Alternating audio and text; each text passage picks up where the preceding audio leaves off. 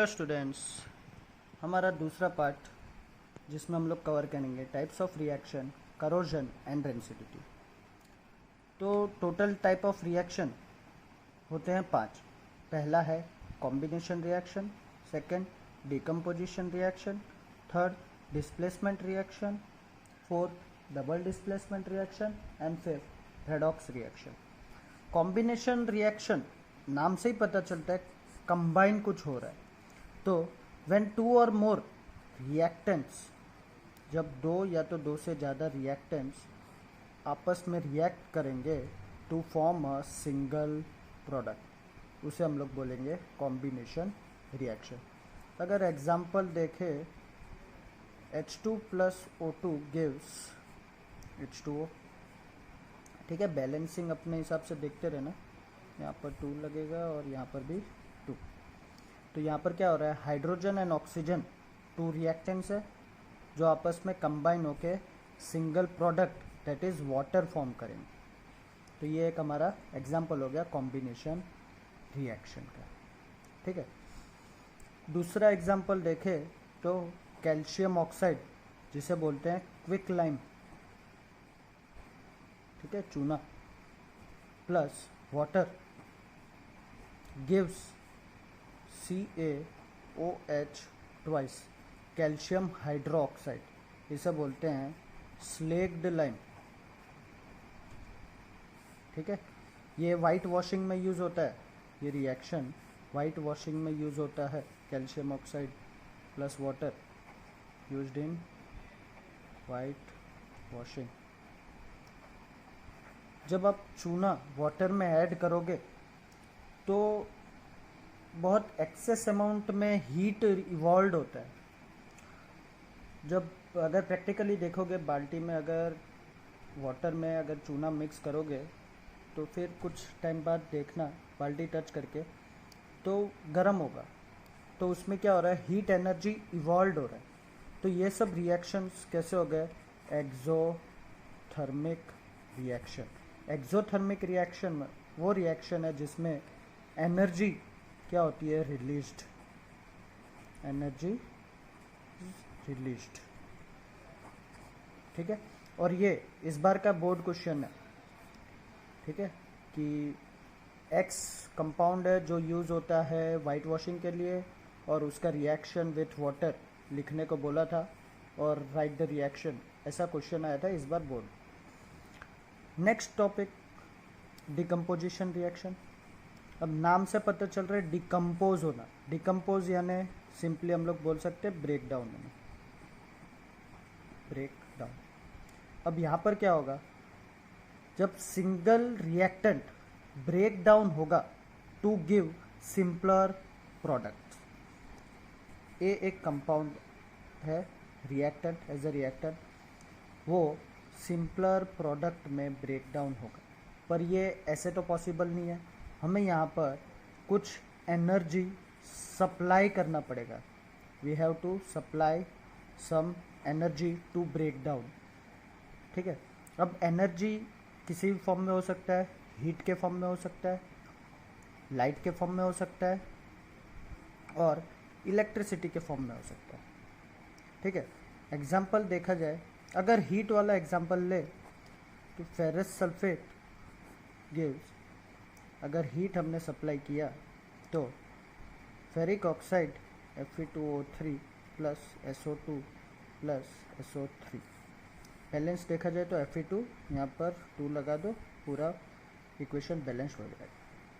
ठीक है, अगर लाइट वाला हम लोग देखें तो सिल्वर क्लोराइड और सिल्वर ब्रोमाइड, ठीक है, किसके प्रेजेंस में, सनलाइट के प्रेजेंस में क्या मिलेगा, Ag प्लस Cl2, यहाँ पर भी Ag प्लस Br2। ठीक है, अब बैलेंस देखा जाए तो 2 2, यहाँ पर भी 2 2। ये दोनों इक्वेशन जो है वो यूज़ होता है ब्लैक एंड वाइट फोटोग्राफी। ठीक है, अगर पूछा जाए क्वेश्चन कि ब्लैक एंड वाइट फोटोग्राफी में कौन सा यूज़ होता है तो हम लोग सिल्वर क्लोराइड और सिल्वर ब्रोमाइड का डिकम्पोजिशन रिएक्शन यूज़ होगा, ठीक है। और इलेक्ट्रिसिटी का यूज़ करके हम लोग इलेक्ट्रोलाइसिस कर सकते हैं। वाटर है, इलेक्ट्रिसिटी, उसका ब्रेक डाउन होगा H2 प्लस O2, बस सेम उल्टा प्रोसेस है H2 प्लस O2 कॉम्बिनेशन का, ये डिकम्पोजिशन का। Third type of reaction is, तो हम लोग यहाँ पर, हाँ एक चीज़ भूल गया मैं, हम लोग यहाँ पर एनर्जी क्या कर रहे हैं, सप्लाई कर रहे हैं। तो जो भी डिकम्पोजिशन रिएक्शन है उसको हम लोग बोलते हैं एंडोथर्मिक रिएक्शंस। अगर पूछा जाए व्हाट इज एंडोथर्मिक रिएक्शन, तो हम लोग बोल सकते हैं the reaction in which we supply energy. तो वो सब क्या हो गया, एंडोथर्मिक रिएक्शन। और जिसमें एनर्जी रिलीज होगा वो क्या होगा, exothermic reaction. Next, displacement reaction. अब देखो, डिस्प्लेस मतलब एक चीज़ दूसरे को क्या करेगी, डिस्प्लेस। हम लोग देखें तो कोई एक हाई रिएक्टिव एलिमेंट, ठीक है, जब किसी कंपाउंड के साथ रिएक्ट होगा, कोई एक एलिमेंट और एक कंपाउंड, हमेशा डिस्प्लेसमेंट रिएक्शन एक एलिमेंट और एक कंपाउंड के बीच होगा। तो हाई रिएक्टिव एलिमेंट क्या करेगा, लो रिएक्टिव एलिमेंट को डिस्प्लेस कर देगा फ्रॉम इट्स कंपाउंड। तो यहाँ पर हमें मिलेगा AC प्लस B, ठीक है। एग्जाम्पल देखा जाए, iron plus copper sulphate gives FeSO4 plus Cu। यहाँ पर आयरन एक हाई रिएक्टिव एलिमेंट है कॉपर से, तो क्या करेगा, आयरन डिस्प्लेस कर देगा कॉपर को उसके सॉल्यूशन में से, ठीक है। अगर कॉपर सल्फेट का सॉल्यूशन देखो तो वो होता है ब्लू कलर का, light blue colour. After reaction उसका कलर चेंज हो जाएगा और कलर चेंज होके मिलेगा लाइट ग्रीन। क्यों ऐसा हुआ, क्योंकि आफ्टर डिस्प्लेसमेंट, आफ्टर रिएक्शन ये क्या होगा, फेरस सल्फेट का कलर दिखेगा। तो इसमें क्या हो रहा है, कलर चेंज हो रहा है, ठीक है। तो हमें पता चलेगा कि रिएक्शन हो चुका है। कौन सा, डिस्प्लेसमेंट रिएक्शन। डिस्प्लेसमेंट रिएक्शन हमेशा याद रखना एक एलिमेंट और एक कंपाउंड के बीच होगा और उसमें हमेशा कलर में चेंज आएगा, ठीक है। High reactive element displaces low reactive element from its compound. अब फोर्थ टाइप देखिए तो डबल डिस्प्लेसमेंट, ठीक है। ये वैसे देखा जाए तो सेम डिस्प्लेसमेंट जैसा ही है, बट उसमें हमने क्या देखा था, एक एलिमेंट रहेगा और एक कंपाउंड। और बट डबल डिस्प्लेसमेंट में क्या होगा, दोनों कंपाउंड रहेंगे, AB प्लस CD गिव्स। अब क्या होगा, हमें पता है कि कंपाउंड में एक पार्ट पॉजिटिव रहता है और एक नेगेटिव, एक पॉजिटिव एक नेगेटिव। तो क्या होगा, यहाँ पर दो एक्सचेंज हो जाएंगे, इसका पॉजिटिव इसके नेगेटिव के साथ, इसका नेगेटिव इसके पॉजिटिव के साथ। तो क्या होगा, AD प्लस CD। मतलब यहाँ पर क्या हो रहा है, एक्सचेंज ऑफ आयंस, ठीक है। आयंस का आपस में क्या हो रहा है, एक्सचेंज हो रहा है, ठीक है। एग्जाम्पल के तौर पे देखें, कोई भी दो कंपाउंड ले सकते हो आप, ferrous sulphate plus sodium chloride gives. अब देखो, ये प्लस ये माइनस, ये प्लस ये माइनस। अब फेरस का बनेंगे क्लोरीन के साथ, तो क्या मिलेगा, FeCl2 प्लस सोडियम का रहेगा सल्फेट के साथ, तो Na2SO4। क्यों, पता है ना, Na की +1 वैलेंसी, SO4 की -2 वैलेंसी, क्रॉस मल्टीप्लाई Na2SO4। अब जो भी डबल डिस्प्लेसमेंट रिएक्शन है उसमें एक इनसॉल्युबल सब्सटेंस फॉर्म होगा, इनसॉल्युबल सब्सटेंस, ठीक है। इनसॉल्युबल मतलब जो डिजॉल्व नहीं होगा वाटर में, ठीक है। तो इसे हम लोग बोलेंगे प्रिसिपिटेट, ठीक है। जो इनसॉल्युबल सब्सटेंस फॉर्म्ड हुआ उसे बोलेंगे हम लोग प्रिसिपिटेट। तो इन रिएक्शन को बोलेंगे प्रिसिपिटेशन रिएक्शन। तो अगर क्वेश्चन पूछा जाए व्हाट इज प्रिसिपिटेशन रिएक्शन, तो हम लोग क्या लिखेंगे, the insoluble substance formed during the reaction is called precipitation reaction. ठीक है। अब लास्ट रिडॉक्स रिएक्शन, RED यानी रिडक्शन, OX यानी ऑक्सीडेशन। ठीक है। रिडक्शन और ऑक्सीडेशन। ऑक्सीडेशन मतलब गेन ऑफ ऑक्सीजन और लूज ऑफ हाइड्रोजन हुआ। ठीक है। वैसे ही रिडक्शन में इसका उल्टा,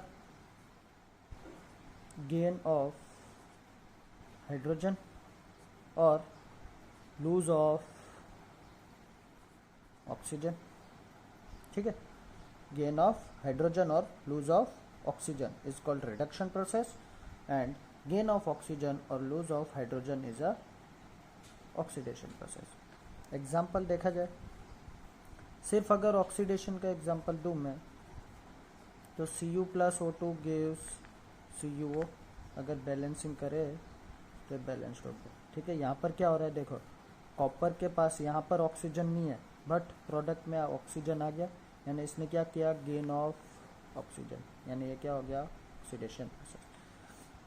दूसरा, अगर मैं रिडॉक्स का दोनों साइमल्टेनियस का एग्जांपल दूँ, तो CuO plus H2 gives Cu plus H2O। ठीक है। तो यहाँ पर क्या हो रहा है, CuO, यहाँ पर इसके पास ऑक्सीजन है और यहाँ पर ऑक्सीजन नहीं है, तो यहाँ पर क्या हो रहा है, लूज ऑफ ऑक्सीजन। और यहाँ पर क्या हो रहा है, हाइड्रोजन के पास पहले ऑक्सीजन नहीं था, यहाँ पर ऑक्सीजन है, यानी गेन ऑफ ऑक्सीजन। तो ये हमारा हो गया ऑक्सीडेशन और ये हमारा हो गया रिडक्शन। ठीक है। समझ में आया? वैसे ही दूसरा एग्जांपल भी लिख सकते हो, ZnO plus H2 gives Zn plus H2O। ये क्या हो रहा है, हमारा रिडक्शन, ये क्या हो रहा है, ऑक्सीडेशन। ठीक है। अब हमारा लास्ट टॉपिक बचा है करोजन एंड रेंसिडिटी। इसमें से बस शॉर्ट नोट 2 मार्क्स के लिए पूछा जा सकता है, व्हाट इज करोजन। ठीक है। तो करोजन एक प्रोसेस है, slow process, slow conversion process. क्या है, एक स्लो कन्वर्जन प्रोसेस। इसमें क्या होगा, जो हमारा मेटल्स है, ठीक है, जो हमारे मेटल्स है वो स्लोली कन्वर्ट हो जाएंगे किसी अनडिजायरेबल कंपाउंड। जैसे एग्जांपल देख सकते हो, रस्टिंग। ठीक है। Rusting of iron is an example of corrosion. वो क्या होता है, जब आयरन ऑक्सीजन एंड वाटर के कांटेक्ट में आता है तो रस्ट फॉर्म करता है। ठीक है, RUST। तो ये कौन सा प्रोसेस हो गया, करोजन। हमने देखा होगा सिल्वर कुछ टाइम के बाद ब्लैक कोटिंग उस पर आ जाता है, तो वो एक क्या हो गया, करोजन, प्रोसेस ऑफ सिल्वर। ठीक है। अगर रस्ट का मैं फॉर्मूला लिखूं, देखो Fe plus oxygen plus water gives Fe2O3.XH2O। ठीक है। ये उसका रस्ट का फॉर्मूला है, ये तुम लोग को अभी ज़रूरत नहीं है, बट ऐसे ही बता दिया। अब रेंसिडिटी एक ऑक्सीडेशन प्रोसेस है, बट किसका, of oil containing food items. Oil containing food items, ये कुछ नहीं है, एक ऑक्सीडेशन प्रोसेस है, बट किसका, ऑयल कंटेनिंग फूड आइटम्स। जब oil containing food items oxygen के कांटेक्ट में आते हैं, ऑक्सीजन के कांटेक्ट में आने से उसका टेस्ट एंड स्मेल चेंज हो जाता है और वो फूड बन जाता है रेंसिड। क्या बन जाता है, रेंसिड, और इसी प्रोसेस को बोलते हैं रेंसिडिटी। तो हमने देखा होगा कि जो भी चिप्स पैकेट्स होते हैं वो क्या होता है, उसमें नाइट्रोजन गैस फिल किया जाता है। नाइट्रोजन गैस क्यों फिल किया जाता है? ताकि वो डायरेक्टली ऑक्सीजन के कांटेक्ट में ना आ सके और फूड रेंसिड होने से बच सके। ठीक है, तो हम लोग कोई भी एंटीऑक्सीडेंट्स